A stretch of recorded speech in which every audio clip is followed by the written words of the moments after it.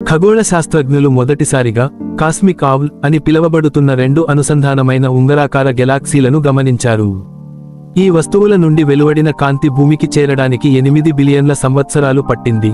అంటే ఈ ఢీకొనటం విశ్వంలోని ప్రారంభ దశలోనే జరిగింది. ఈ రెండు గెలాక్సీలు మొదట మినహాయింపు లేకుండా స్పైరల్ ఆకారంలో ఉండి, పరిమాణంలో ఒకేలా ఉండి, అంతర్గాలాక్స్ వాయువులతో సంపన్నంగా ఉండేవి. ఒకదానితో మరొకటి తలసమానంగా ఢీకొనడంతో ప్రతి గెలాక్సీలో సుమారు 26,000 లైట్ ఇయర్ల వ్యాసంతో ఉన్న ఉంగరాలు ఏర్పడ్డాయి. ఇది సూర్యుని నుండి మిల్కీవే మధ్య భాగానికి ఉన్న దూరానికి సమానంగా ఉంది. కానీ సూర్యుడు గెలాక్సీ చుట్టూ పరిభ్రమించే వ్యాసార్థం కంటే సగం మాత్రమే. ఈ రెండు గెలాక్సీల్లో ఒక్కొక్కదిలో ఒక సూపర్మాసివ్ బ్లాక్ హోల్ ఉంది.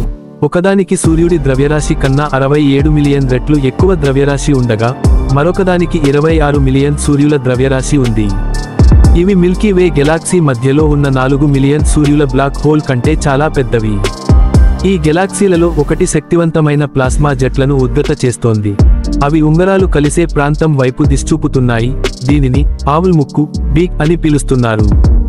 ఈ ప్రాంతంలో అత్యంత క్రియాశీలమైన నక్షత్ర నిర్మాణం జరుగుతోంది. ఇందులో ప్రతి సంవత్సరం సుమారు 84 సూర్యుల ద్రవ్యరాశికి సమానమైన నక్షత్రాలు ఏర్పడుతున్నాయి. ఇది మన మిల్కీవే గెలాక్సీలో జరిగే వార్షిక నక్షత్ర జనన రేటుతో పోలిస్తే చాలా ఎక్కువగా ఉంది. అక్కడ కొన్ని మాత్రమే ప్రతి సంవత్సరం ఏర్పడతాయి. Thanks for watching. Have a good day friends.